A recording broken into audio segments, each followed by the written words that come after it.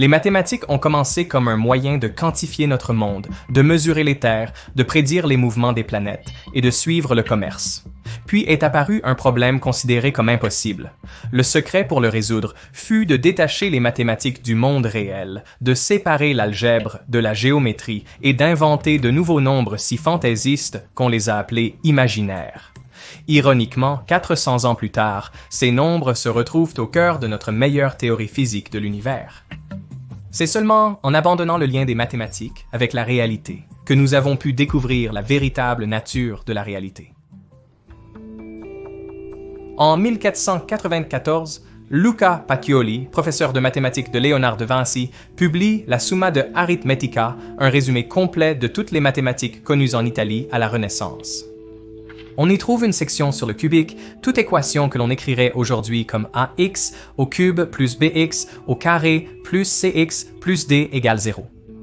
Les gens ont tenté de trouver une solution générale à l'équation cubique depuis 4000 ans, mais à chaque fois, les civilisations antiques, les Babyloniens, les Grecs, les Chinois, les Indiens, les Égyptiens et les Perses n'ont pas réussi. La conclusion de Pacioli est qu'une solution à l'équation cubique est impossible. Cela devrait tout de même être un peu surprenant, car sans le terme en x au cube, l'équation devient simplement un quadratique. Et de nombreuses civilisations anciennes avaient résolu les équations quadratiques des milliers d'années auparavant. Aujourd'hui, toute personne ayant terminé la classe de 4e connaît la solution générale. C'est moins b plus ou moins la racine de b carré moins 4ac, le tout sur 2a. Mais la plupart des gens ne font qu'appliquer la formule sans réfléchir, totalement ignorant de la géométrie utilisée par les anciens mathématiciens pour la dériver. À l'époque, les mathématiques n'étaient pas écrites avec des équations, mais avec des mots et des images. Prenons par exemple l'équation x au carré plus 26x égale 27. Les anciens mathématiciens voyaient le terme x au carré comme un carré littéral dont les côtés mesuraient x. Et les 26x, eh bien, c'était un rectangle avec un côté de longueur 26 et l'autre de longueur x, et les deux aires additionnées donnaient 27. Alors, comment trouver la valeur de x? Eh bien, on peut couper le rectangle de 26x en deux. On obtient deux rectangles de 13x qu'on peut disposer pour créer une forme presque carrée, à ceci près qu'il manque un coin. Mais on connaît les dimensions de ce coin, 13 par 13. On peut donc compléter le carré en ajoutant un carré de 13 sur 13. Or, comme on a ajouté 13 au carré, soit 169 au côté gauche de l'équation, il faut aussi ajouter 169 au côté droit pour maintenir l'égalité. On obtient alors un grand carré de côté x plus 13 égale à 196. La racine carrée de 196 est 14, donc les côtés du carré font 14, ce qui veut dire que x est égal à 1. C'est une excellente manière visuelle de résoudre une équation quadratique, mais ce n'est pas complet. Si l'on regarde l'équation de départ, x égale 1 est une solution, mais aussi moins 27. Pendant des milliers d'années, les mathématiciens ignoraient l'existence des solutions négatives à leurs équations, car ils traitaient des choses du monde réel, longueur, aire, volume. Que signifierait un carré avec des côtés de longueur négative 27? Cela n'a aucun sens. Pour eux, les nombres négatifs n'existaient pas. On pouvait soustraire, c'est-à-dire trouver la différence entre deux quantités positives, mais pas obtenir un résultat négatif ou avoir des coefficients négatifs. Les mathématiciens étaient tellement opposés aux nombres négatifs qu'il n'existait pas une seule équation quadratique. À la place, il y en avait 6 versions différentes, toujours arrangées pour que les coefficients soient positifs. On appliquait la même approche au cubique. Au XIe siècle, le mathématicien perse Omar Khayyam identifie 19 équations cubiques différentes, encore une fois avec des coefficients tous positifs. Il trouve des solutions numériques à certaines d'entre elles en considérant les intersections de formes comme des hyperboles et des cercles. Mais il échoue dans son objectif ultime. Trouver une solution générale à l'équation cubique. Il écrit « Peut-être que l'un de ceux qui viendront après nous y parviendra ». 400 ans plus tard et à 4000 km de là, la solution commence à prendre forme. Scipione del Ferro est professeur de mathématiques à l'Université de Bologne. Vers 1510, il trouve une méthode pour résoudre systématiquement les équations cubiques réduites. Ce sont des équations cubiques particulières sans terme en x au carré. Alors, que fait-il après avoir résolu un problème qui a dérouté les mathématiciens pendant des millénaires? Un problème jugé impossible par le professeur de mathématiques de Léonard de Vinci? Il ne le dit à personne. Être mathématicien au 16e siècle, c'est difficile. Votre poste est constamment menacé par d'autres mathématiciens qui peuvent se présenter à tout moment pour vous défier et prendre votre place. C'est un peu comme un duel mathématique. Chaque participant soumet un ensemble de questions à l'autre et celui qui en résout le plus correctement obtient le poste, tandis que le perdant subit l'humiliation publique. Autant que Del Ferro le sache, personne d'autre au monde ne sait résoudre l'équation cubique réduite. En gardant son secret, il assure donc sa sécurité professionnelle. Pendant près de 20 ans, Del Ferro garde son secret. Ce n'est qu'à son lit de mort en 1526 qu'il le confie à son élève Antonio Fior. Fior n'est pas aussi doué que son mentor, mais il est jeune et ambitieux. Après la mort de Del Ferro, il se vante de ses prouesses en mathématiques, et notamment de sa capacité à résoudre l'équation cubique réduite. Le 12 février 1535, Fior défie le mathématicien Niccolò Fontana Tartaglia, récemment installé dans sa ville natale de Venise. Niccolò Fontana n'est pas étranger à l'adversité. Enfant, un soldat français lui a ouvert le visage d'un coup de sabre, ce qui lui a laissé un bégaiement.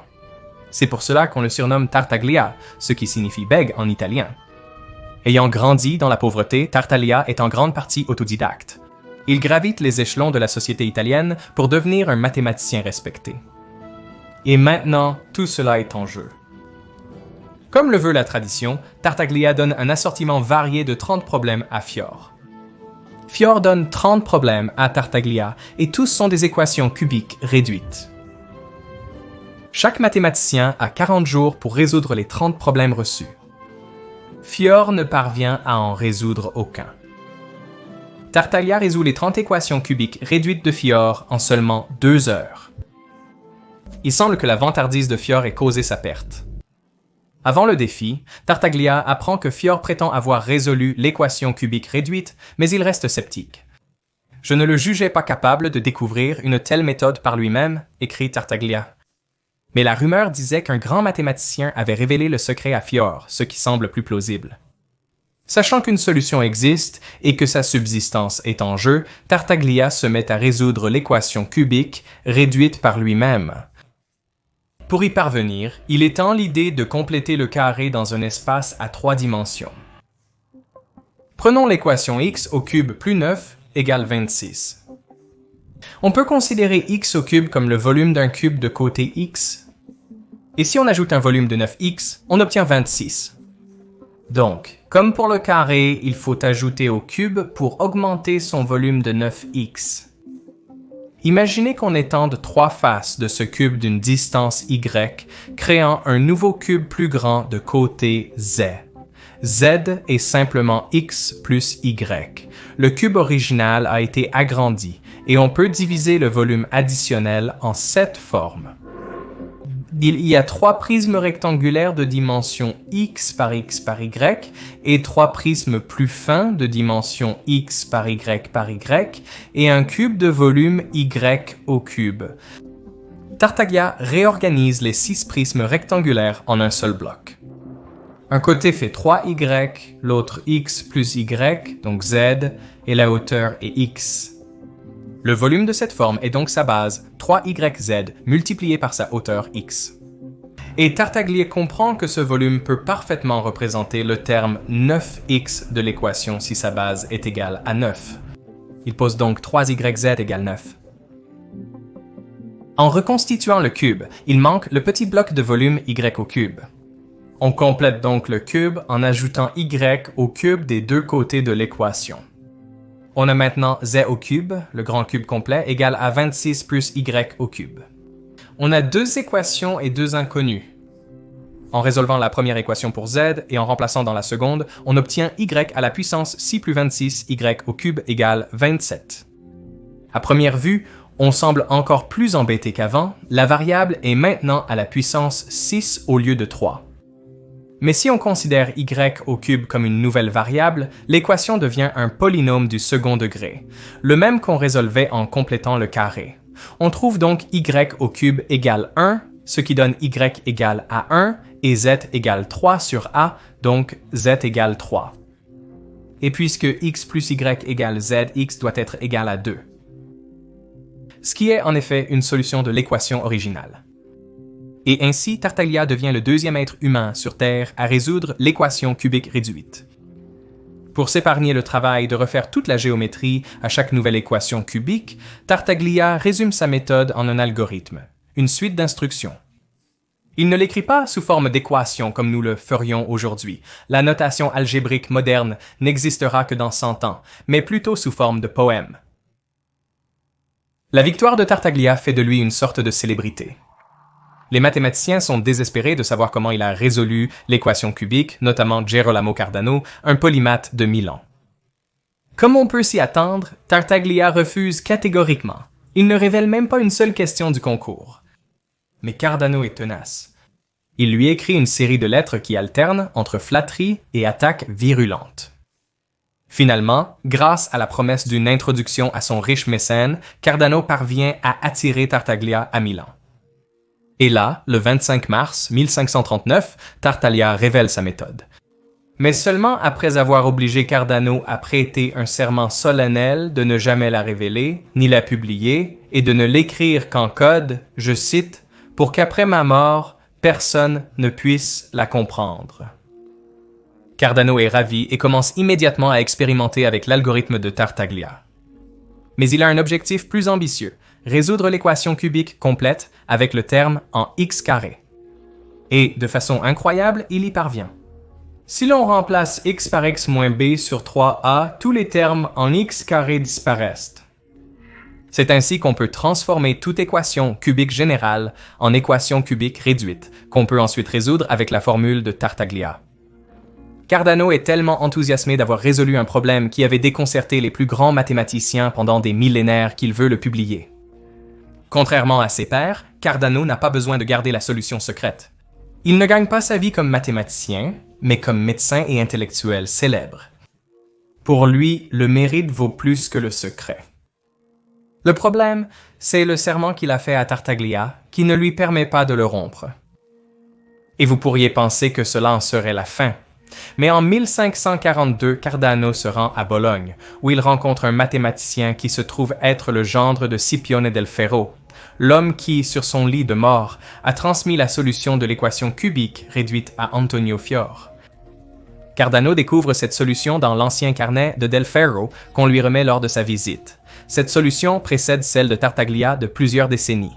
Ainsi, Cardano estime qu'il peut publier la solution complète de l'équation cubique sans enfreindre son serment envers Tartaglia. 3 ans plus tard, Cardano publie Ars Magna, le Grand Art, un compendium actualisé des mathématiques rédigé en 5 ans, destiné à durer 5 siècles. Cardano y rédige un chapitre avec une démonstration géométrique unique pour chacune des 13 formes du cubique. Bien qu'il reconnaisse les contributions de Tartaglia, Del Ferro et Fior, Tartaglia est loin d'être ravi. Il écrit des lettres insultantes à Cardano et se met à dos une bonne partie de la communauté mathématique. Et il n'a pas tort. Aujourd'hui encore, la solution générale du cubique est souvent appelée méthode de Cardano. Mais Ars Magna est une œuvre remarquable. Elle pousse le raisonnement géométrique jusqu'à son point de rupture, littéralement. Pendant qu'il écrit Ars Magna, Cardano tombe sur certaines équations cubiques qui ne peuvent pas être résolues de manière classique, comme x au cube égale 15x plus 4. En insérant cela dans l'algorithme, on obtient une solution qui contient des racines carrées de nombres négatifs. Cardano demande à Tartaglia ce qu'il en pense, mais celui-ci esquive et laisse entendre que Cardano n'est pas assez malin pour bien utiliser sa formule. En réalité, Tartaglia ne sait pas quoi faire non plus. Cardano reprend alors toute la démonstration géométrique d'un problème similaire pour comprendre ce qui cloche. Bien que la découpe et le réarrangement du cube en 3 dimensions fonctionnent parfaitement, la dernière étape de complétion du carré, dans le cas du quadratique, conduit à un paradoxe géométrique. Cardano trouve une portion de carré qui devrait avoir une aire de 30, mais dont les côtés mesurent 5. Puisque le carré complet a une aire de 25, pour le compléter, Cardano doit d'une manière ou d'une autre ajouter une aire négative. C'est là que surgissent les racines carrées de négatif de l'idée d'une aire négative. Ce n'est pourtant pas la première apparition de racines carrées de négatif en mathématiques. En fait, plus tôt dans Ars Magna, on trouve ce problème. Trouver deux nombres dont la somme est 10 et le produit 40. On peut combiner ces équations en x carré plus 40 égale 10x. Mais en utilisant la formule quadratique, les solutions contiennent des racines carrées de nombres négatifs. La conclusion évidente est qu'il n'y a pas de solution, ce que l'on peut vérifier à partir du problème initial. Il n'existe pas deux réels dont la somme est 10 et le produit 40. Les mathématiciens comprenaient donc que les racines carrées de négatif étaient la manière des maths de dire qu'il n'y a pas de solution. Mais cette équation cubique est différente. Avec un peu d'essais et d'erreurs, on trouve que x égale 4 est une solution. Alors, pourquoi la méthode qui marche pour tous les autres cubiques échoue-t-elle ici alors que la solution est tout à fait raisonnable? Incapable de trouver une issue, Cardano évite ce cas dans Ars Magna, disant que l'idée de racine carrée de négatif est aussi subtile qu'inutile. Mais environ 10 ans plus tard, l'ingénieur italien Raffaele Bombelli reprend là où Cardano s'est arrêté. Sans se laisser décourager par les racines carrées de négatif et la géométrie impossible qu'elles impliquent, il veut démêler le chaos pour arriver à la solution. Constatant que la racine carrée d'un négatif ne peut être qualifiée ni de positive ni de négative, il en fait un nouveau type de nombre. Bombelli suppose que les deux termes dans la solution de Cardano peuvent être exprimés comme une combinaison d'un nombre ordinaire et de ce nouveau type de nombre impliquant la racine carrée de -1. Et ainsi, Bombelli découvre que les deux racines cubiques dans l'équation de Cardano valent 2 plus ou moins la racine carrée de -1. Lorsqu'il les additionne, les racines s'annulent, donnant la bonne réponse, 4. C'est presque un miracle. La méthode de Cardano fonctionne, mais il faut abandonner la démonstration géométrique qui l'a générée. Les aires négatives, qui n'ont aucun sens dans la réalité, doivent exister comme étape intermédiaire vers la solution. Au cours du siècle suivant, les mathématiques modernes prennent forme. Au XVIIe siècle, François Viette introduit la notation symbolique moderne pour l'algèbre, mettant fin à des millénaires de problèmes exprimés par des dessins et des descriptions verbales. La géométrie n'est plus la source de vérité. René Descartes fait un large usage des racines carrées de négatifs, contribuant à leur diffusion. Et bien qu'ils reconnaissent leur utilité, il les appelle nombres imaginaires, un nom qui reste, ce qui pousse Euler à introduire la lettre i pour représenter la racine carrée de -1. Combinés aux nombres réels, ils forment les nombres complexes. L'étude des cubiques a mené à l'invention de ces nouveaux nombres et à l'émancipation de l'algèbre vis-à-vis de la géométrie. En abandonnant ce qui semblait être la meilleure description du réel, la géométrie visible et tangible, on obtient des mathématiques bien plus puissantes et complètes, capables de résoudre de vrais problèmes. Et il s'avère que le cubique n'est que le début. En 1925, Erwin Schrödinger cherche une équation d'onde qui régit le comportement des particules quantiques en s'appuyant sur l'intuition de Broglie selon laquelle la matière consiste en ondes. Il propose l'une des équations les plus importantes et célèbres de toute la physique, l'équation de Schrödinger, et à l'intérieur de celle-ci se trouve i, la racine carrée de -1. Bien que les mathématiciens se soient habitués aux nombres imaginaires, les physiciens ne le sont pas et se sentent mal à l'aise de les voir apparaître dans une théorie aussi fondamentale. Schrödinger lui-même écrit « Ce qui est désagréable ici, et effectivement ce qui mérite d'être directement contesté, c'est l'utilisation des nombres complexes. La fonction d'onde psi est sûrement fondamentalement une fonction réelle. » Cela semble être une objection légitime. Alors pourquoi un nombre imaginaire qui est apparu pour la première fois dans la solution du cubique apparaît-il dans la physique fondamentale? Eh bien, c'est en raison de certaines propriétés uniques des nombres imaginaires. Les nombres imaginaires existent dans une dimension perpendiculaire à la ligne des nombres réels. Ensemble, ils forment le plan complexe. Regardez ce qui se passe quand on multiplie plusieurs fois par i. En partant de 1 fois i donne i fois i donne moins 1 par définition. Moins 1 fois i donne moins i, et moins i fois i donne 1. Nous revenons au point de départ, et si nous continuons à multiplier par i, le point continuera de tourner autour.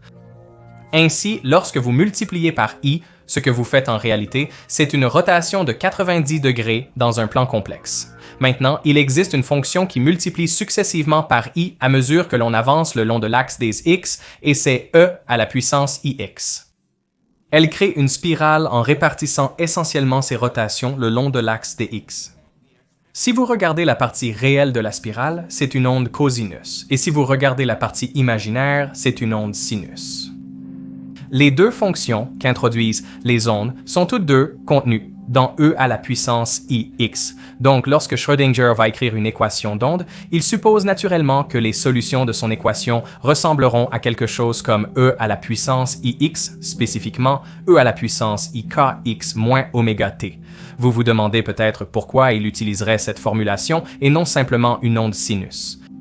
Mais l'exponentielle a des propriétés utiles. Si vous prenez la dérivée par rapport à la position ou au temps, cette dérivée est proportionnelle à la fonction d'origine elle-même, et cela n'est pas vrai si vous utilisez la fonction sinus dont la dérivée est le cosinus. De plus, comme l'équation de Schrödinger est linéaire, vous pouvez additionner un nombre arbitraire de solutions de cette forme, créant ainsi n'importe quelle forme d'onde que vous souhaitez, et cela sera également une solution de l'équation de Schrödinger. Le physicien Freeman Dyson écrira plus tard. Schrödinger a mis la racine carrée de moins 1 dans l'équation, et soudainement cela avait du sens.